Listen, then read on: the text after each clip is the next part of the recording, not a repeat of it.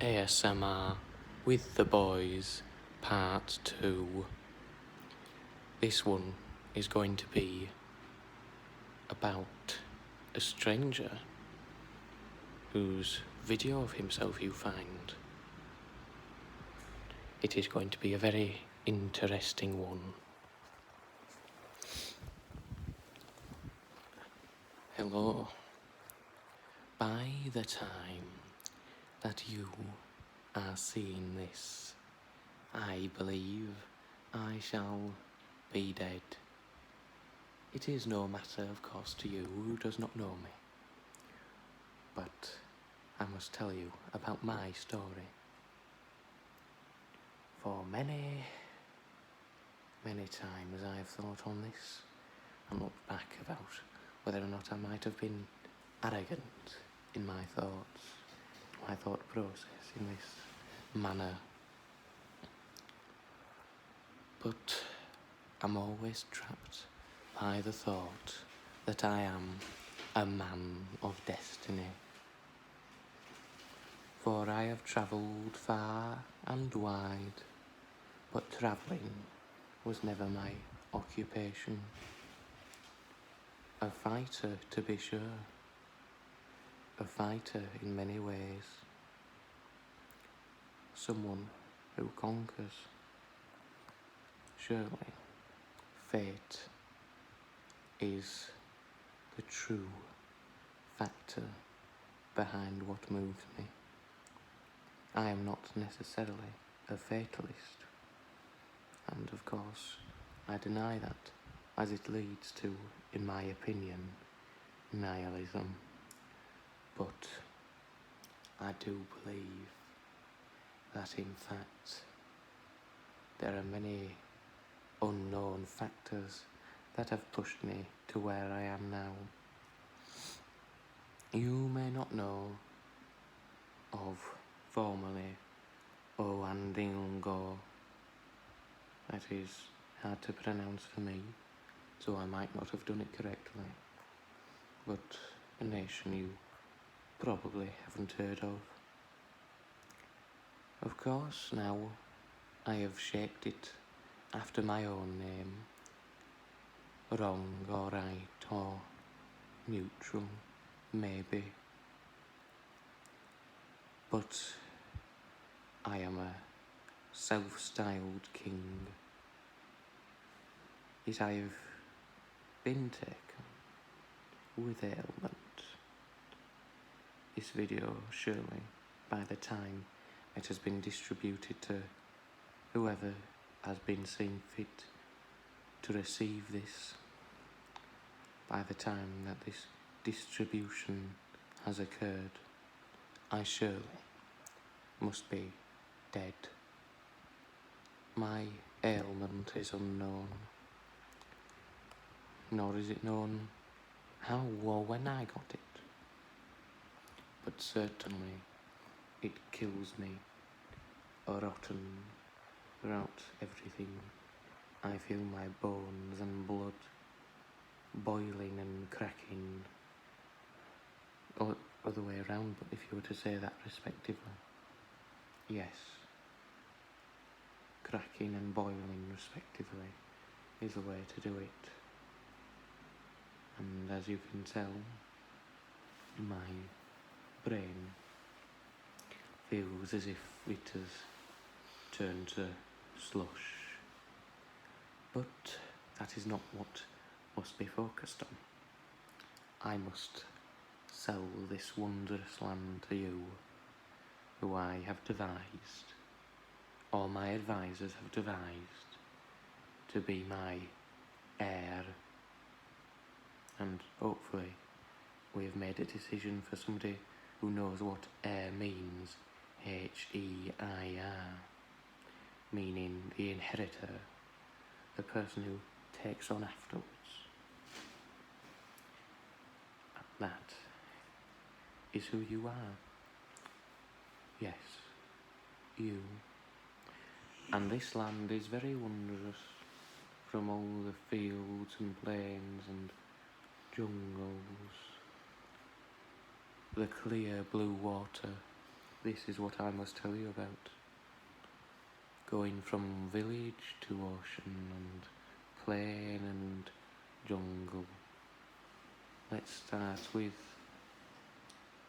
the plain.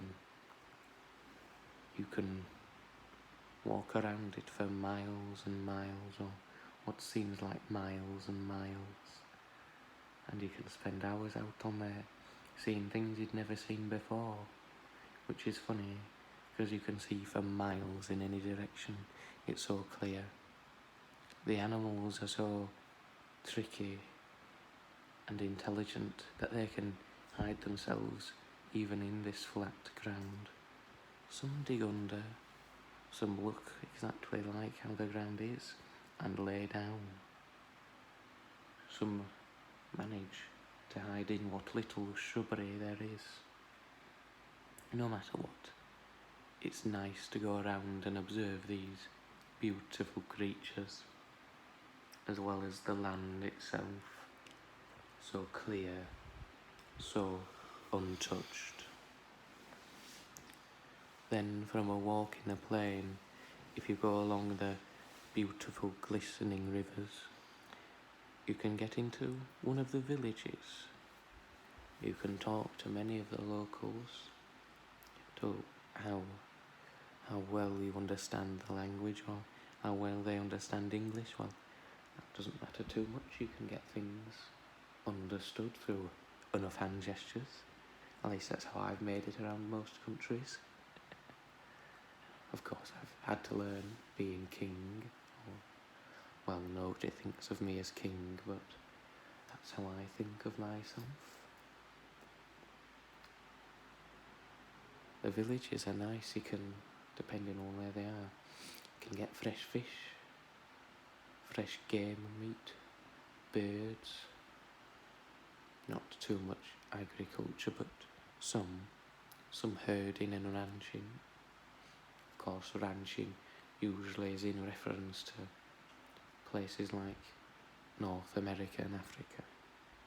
Yes, of course we're not in North America, but usually that's what you think when you think of a ranch, but it's not like that at all. They herd them, of course, cow herds, well, not necessarily just cows, and the cows, even though they're generally the same sorts of cows that you see, they look different. They've been hardened by this atmosphere. They've got such distinct eyes. They can see you for who you are, even though they're just an animal. And a tasty one at that. But, the nation isn't known for its cuisine, but if you like meat, I'm sure you'll enjoy it. And going further along the rivers, you can find the ocean. The ocean, even though that this nation has a small coastline, the ocean is more beautiful, more patches of beauty than perhaps any other in the world. Absolutely, like a crystal.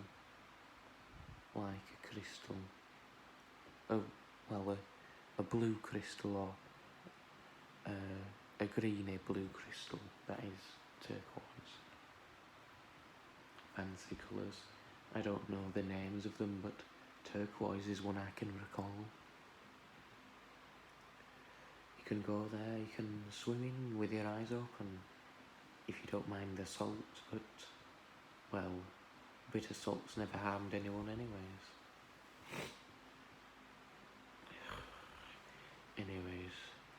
Anyways, you can see the fishes, all different, lovely, vibrant colours. Red fish, yellow fish, blue fish, green fish. I'm sure Dr. Seuss must have come to this nation at some point in time to think of such mystical and whimsical things for children, and all the special little creatures he's got in his books. It must be just as if this nation is taken out of the pages of one of his children's books. That's how I see it. So beautiful, so pristine, even quite different to the ocean are the jungles, all so dense, yet wide open. You walk in there and you can't see anything, yet anything can see you.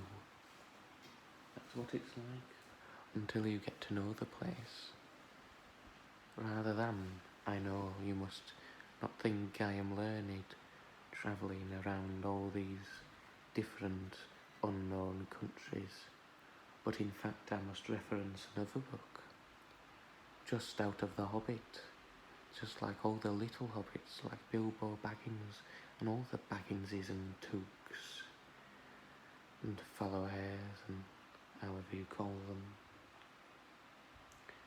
They all learned how to walk so masterfully and skillfully through their forests that they could, in fact, be so quiet as to not be heard, even by the most attentive little mouse and squirrel. And it's much similar to that here, I think. You never know if there could be little people running around. I don't think I believe in them, but many people do in countries like Mexico and other Central American countries. It's true. Maybe it's true. Who am I to tell whether or not there could be such tiny little hobbit people running around the jungles of my nation? So beautiful and pristine a nation that such whimsical creatures, such flights of fancy, might seem to be so real. Yes, this is a beautiful nation, I would say. Now, your duties shall not just be involving admiring all the beauty that can be admired in the world. No, your job, for stability's sake, is to be able to know people and to be able to make decisions of what's right and what's wrong.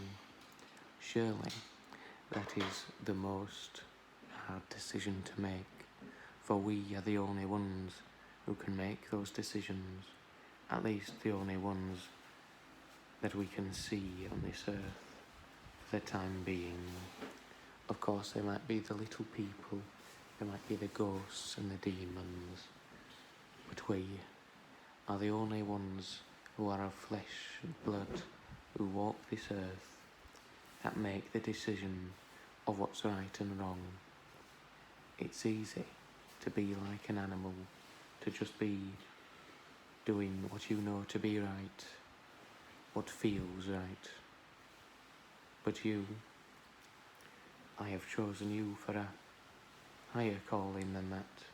Not that I am the greatest arbiter of morality and of knowing the character. I am not the grand arbiter of your moral character, but I have still chosen you to be the one who follows me, so that you might be able to do what's right. Please consider this. It would be ever so kind.